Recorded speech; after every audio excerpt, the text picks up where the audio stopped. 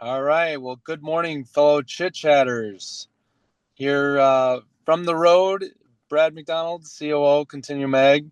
I'm actually a sixth generation farmer. I used to always say I was fifth generation farmer, but David, I recently found out that on my mom's side, I'm sixth generation. So I think Yeah. I'm officially changing it up here. So happy to be on co-hosting with you. David, how about you go ahead and introduce yourself as well? Yep, I'm David. I'm Mitchell's brother.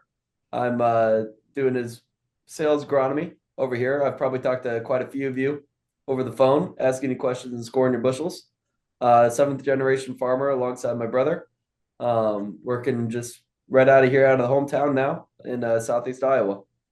So super pumped. Absolutely. Yeah. Good start to a Tuesday morning. So, as always, we like to kind of just do a debrief as far as the latest and greatest when it comes to CI. And whenever I'm on these things, I like to always give it from the farmer's perspective because I think that's what's most relevant to especially our customer base and just to kind of put things into perspective. So, just kind of from a 10,000 foot view, obviously, we have a new administration in town. And that means a lot of change. And also with that comes a lot of uncertainty. And I think that that's probably the number one thing you're hearing out there, David, is the uncertainty piece of this. And so I think it's just helpful to know where we are right now, and then we can talk about where we're going. And so just to kind of recap, the latest that has happened pretty much just in this new year was the IRS came out with basically a placeholder for what they are going to be putting out for guidelines, and basically they punted entirely on any of the teeth or the meat on the bone for what this means for farmers and how does this actually work when you're trying to collect these tax credits from an ethanol perspective. So with that being said, the only real piece of information that we can go off of is what was released after the IRS put that out was two things. One was an updated GREET model from the Department of Energy.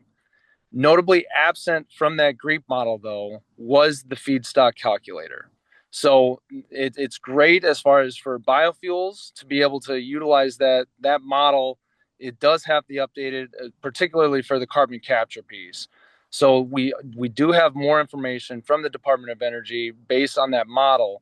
But for farmers, there's really nothing in there when it comes to the feedstock calculator. So it leaves us guessing. It leaves us guessing, what does this mean? Because the IRS has noted that they are going to be utilizing the GREET model as their scoreboard for the feedstocks, but there was no feedstock in that scoreboard.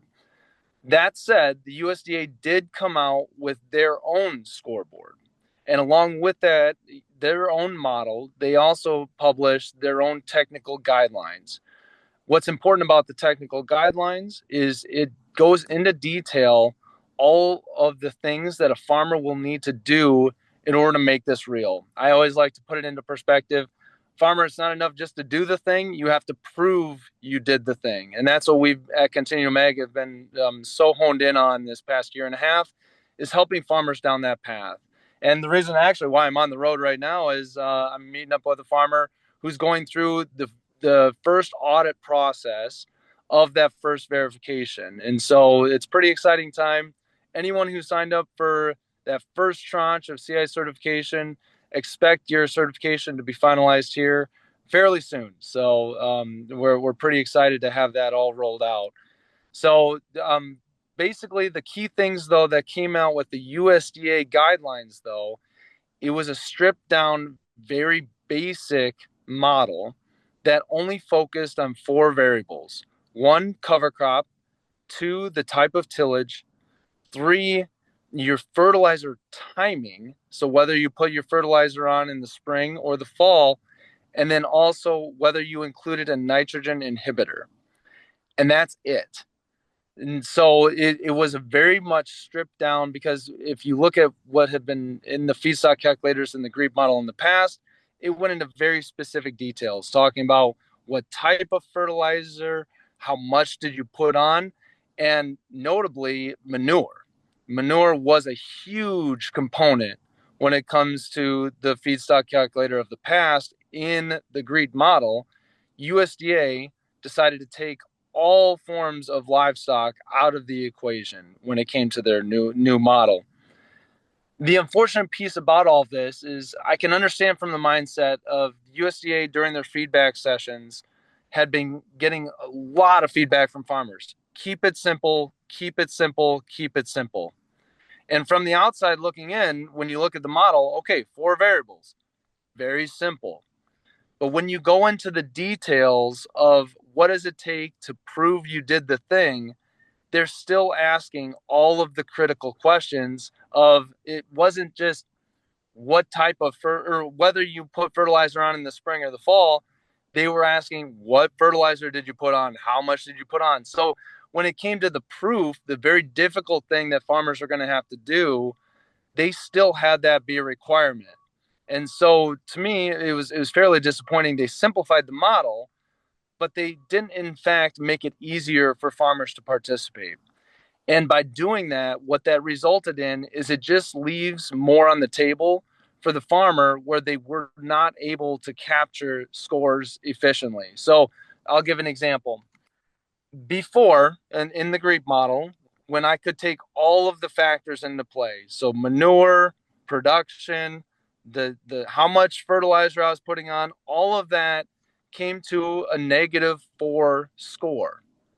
When you reduced it to the 4 variables, my score on my own farm is now a 15. And so that's the kind of impact that this has.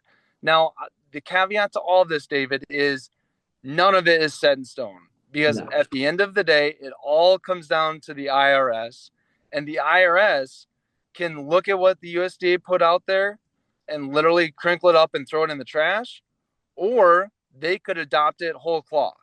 So that's where the uncertainty comes in. But hopefully that gave a fairly good recap of where we're sitting today. David, I don't know if there's any points that I missed or you'd like to chime in on for that. I think you did great. And I mean, for a lot of, because right now what we're doing a lot as a sales team on doing is running farmers through not only getting their original score that was on our topsoil tool, but taking them through that new calculator as well and showing them what is the point difference, kind of like you had mentioned there on your farm, because it's much different on ours as well, that we have split applications for our nitrogen, Yeah. that we take our time with it. It's still very low, and it's for what works on our farm and what is most profitable on our farm. But when you really dive into this calculator, it's not caring and it's not really looking at what is most profitable. It's looking at, are you hitting some check marks? And obviously, we know as farmers that a farm operation isn't just checking boxes. It's finding what works and at what values. So I think there's a lot of changes that need to happen with how that is all working. And hopefully during this comment period, we're able to kind of voice what we see as farmers of what needs to change on that. And that's what I get a lot of for questions after when I'm on the phone with a farmer and I give them the rundown as to, this is what happened, this is what we received for information. I get the question of, okay, what's my next step then? What's the next thing I need to do? If I now know my score, I now know the difference between the two scores, and I now know what was given on this, on what the punt team gave us for a play. What's my next go-to? What's my next thing that I need to be prepared for? And I would say the first thing would definitely be have the ducks in the row for 2024, be planning for 2025, as we all are right now. Everyone's getting their applications lined up right now. But knowing, what are kind of the points that you want to make during this comment period that we're in until April, when we're going to be asking farmers for their opinions on stuff, and to be able to voice our opinions to the IRS and to the USDA, the new administration. What are the points that you want to see changed out of what we're delivering to you for information on all this stuff? So I've seen scores get improved. I've seen scores get dropped dramatically.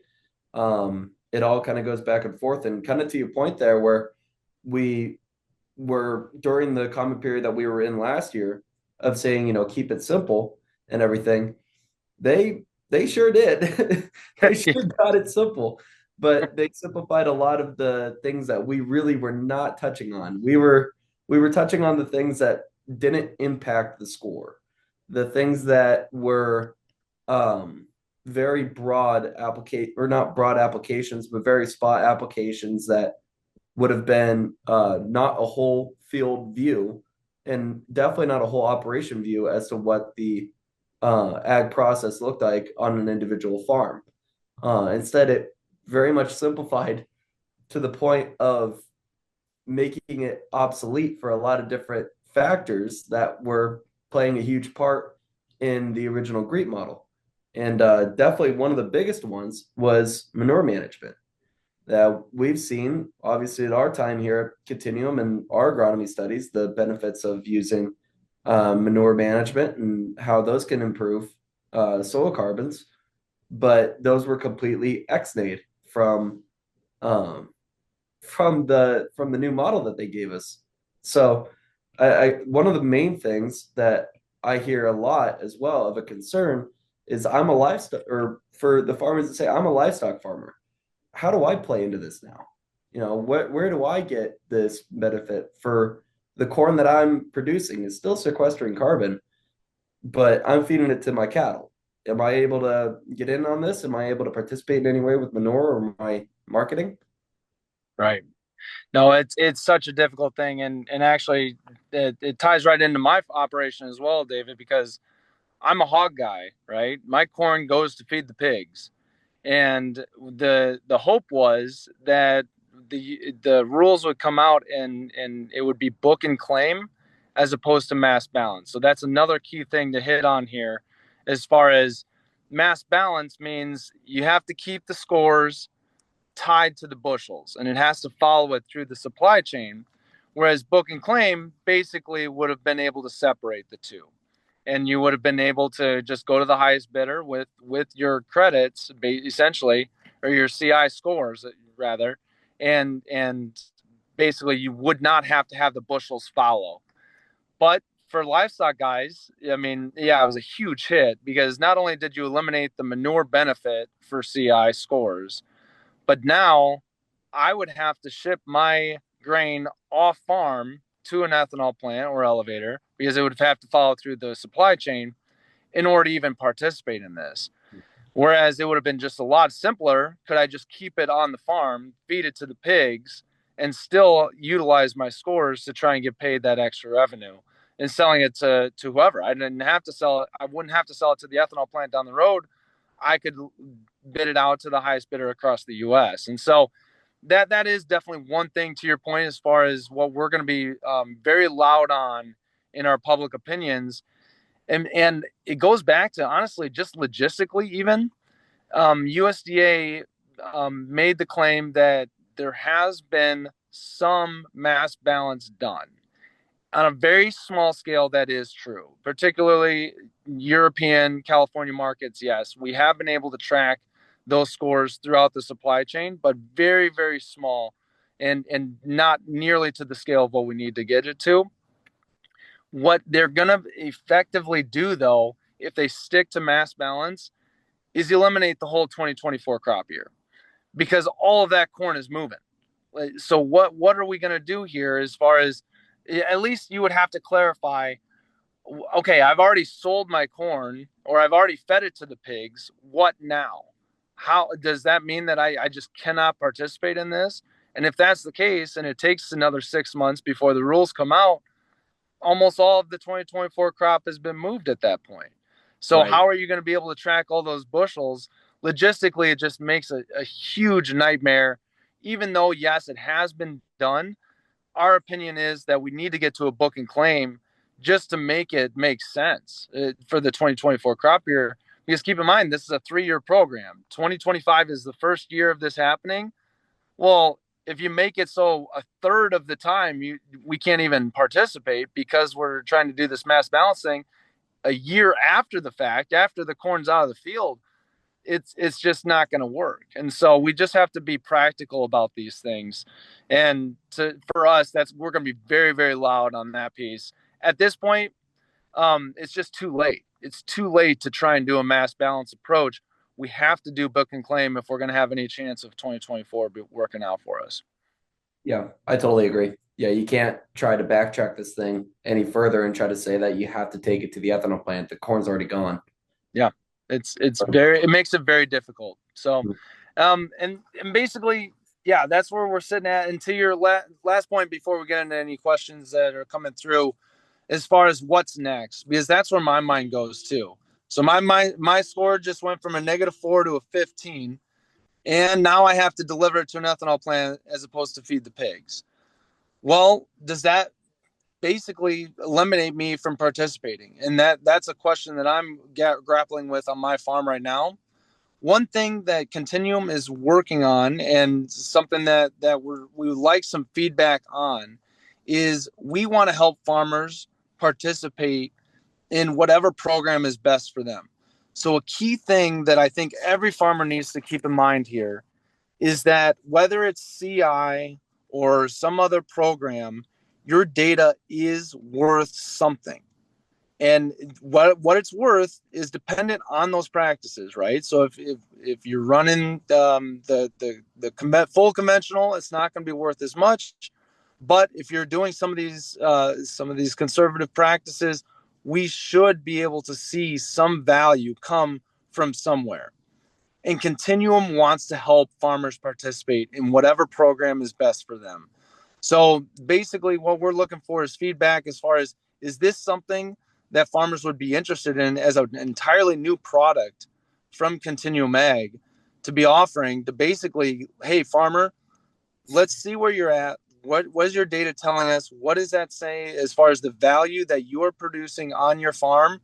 And let's connect you with someone that's going to pay you, and let's try and get the most that we possibly can. And so me sitting here, I don't know if CI is the best fit for me, but I know there's a heck of a lot of other programs out there for me to participate in.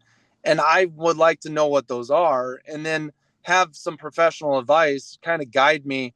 Okay, based on where I'm sitting and what my situation is, let's go ahead and find you the best fit to try and still get you paid something for that data. So hopefully, David, when you're hitting the calls, you're hearing some of that, and hopefully some good feedback from that approach as well. Yeah, I am hearing a lot about that, and I still use a lot of times the analogy of, you inherit grandpa's old car and you don't know what the value of it is, but the first guy that walks down the driveway, whatever he offers is always going to sound like a good deal. And so for our end of it here, the ethanol plants weren't the only ones that could profit from your information. That's right. Plenty of other places that data can go that is going to have value behind it.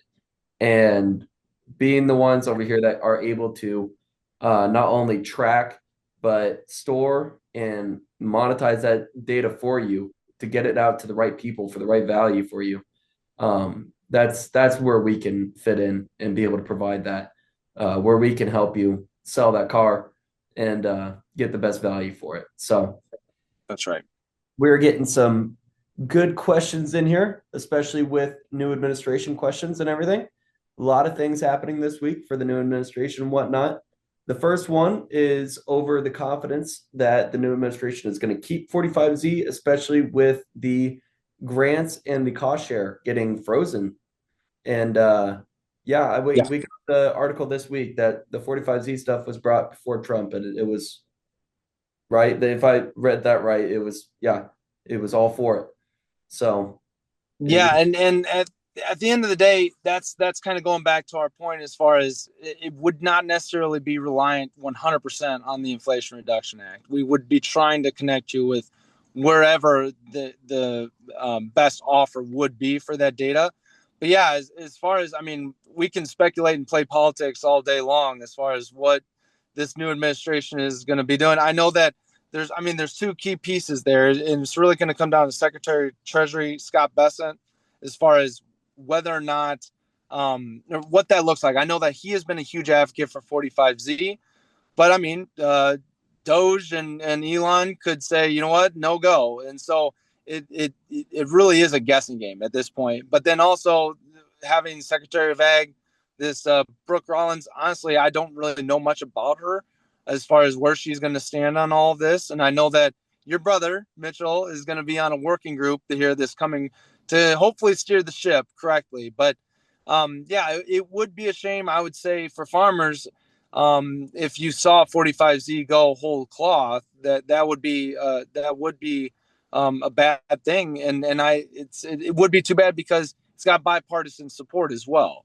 So to just nix it entirely, take the chainsaw to the whole thing as opposed to a scalpel.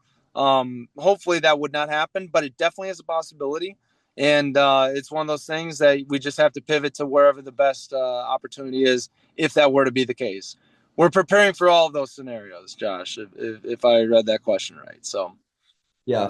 And kind of like the point that we were making there of being able to move this away from even or having the being comfortable and knowing that the data is still worth something regardless of where it goes.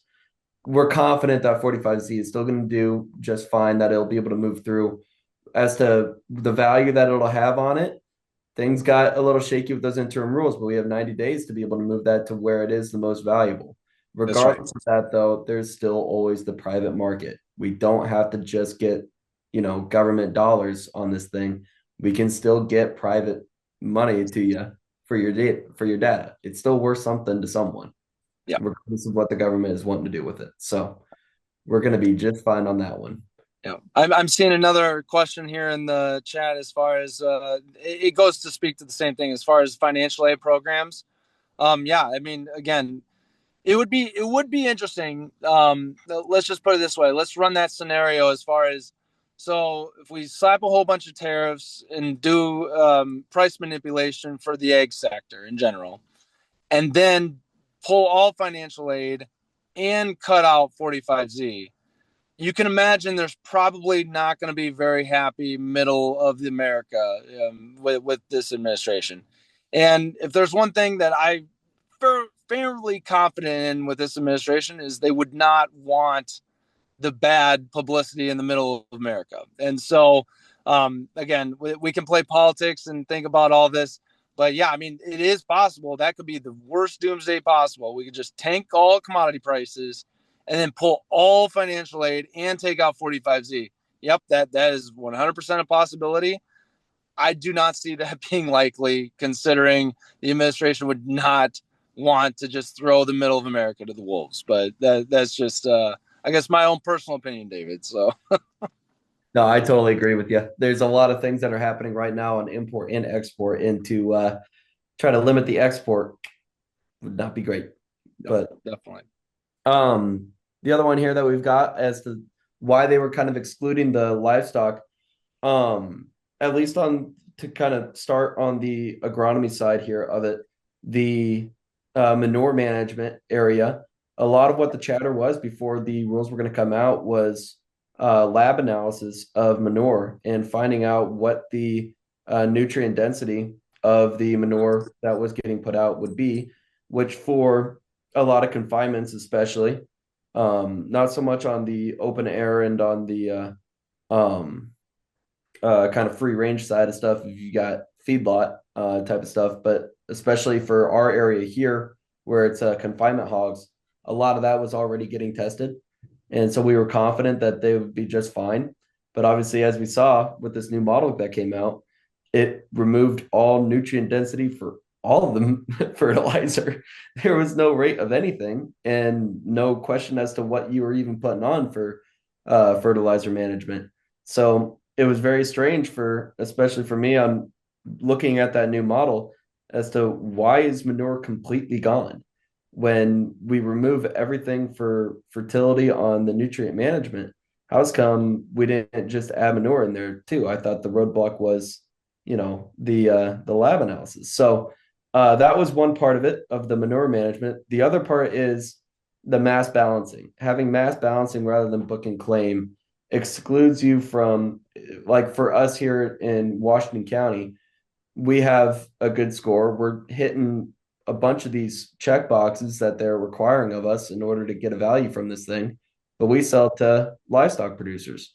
And if we are wanting to be able to create this additional value, we would have to limit ourselves from that. We would have to send it to an ethanol plant. And that creates unnecessary competition between ethanol plant and livestock producer. Whereas book and claim could have been you carry on the same way that you've been going. They're still able to create their competitive pricing, but essentially you create carbon as a brand new commodity rather than an additional, sprinkle on top of the corn. So that's my opinion, at least on what was the factors for the livestock. No, it's just absolutely devastating, and to me, I don't understand. You have to speculate that where the people who are against livestock agriculture had some type of say in why the model came out the way it did. Because at the very least, yeah, you would expect that just 45Z in general, you would have an increase in price if you have a mass balance. That's going to hurt livestock guys because they're going to have to compete for that. And then to take away the benefit of, hey, at least on the back end, you could sell your manure for more because your manure is worth more to the guys putting on the fields. To take that away as well is just a double whammy. And it honestly is baffling as far as why they would go to that. And so I think that here we only have a short amount of time left here, and I don't know if there's any more questions, but we've been kind of doom and gloom a little bit here as far as what this looks like. But I will say this: none of it is certain, and that just leads all the more importance to why we need to be loud in the industry right now. With both the IRS and USDA have comment periods open right now, and honestly it might be the IRS that's even more important at this point because they're the ones who get to make the final rule. And at the end of the day, they can still get this right if they go back to a book and claim, use the GREET model as it was originally intended. Our only modification to the old GREET model would be, let's add that SOC component to all counties. So that way you don't have some counties that basically what that means is anyone planting a cover crop would not get credit for the carbon capture for those cover crop if you do not have that SOC component. And there were lots of southern counties and fringe counties outside the I-states that did not have that for some reason. So let's go ahead, get that included in the GREET model and just adopt that whole cloth from the IRS perspective. Let that be the scoreboard. And certainly that would include the manure and all of the good components that comes with it. And let's separate the grain from the scores at this point. So because logistically, that's the only way that I can see that we're going to see mass participation from the 2024 crop year. From a farmer's perspective, I still think that we need to be thinking about using these practices, though, because the writing's on the wall. So if I'm a guy wondering, is this the year that I'm going to start doing some reduced till? It might be. It might be that time to try and consider some of these practices because that somewhere that data, that those practices leading to that data is valuable. Whether it's 45Z or somewhere else, we know that is where this industry is moving.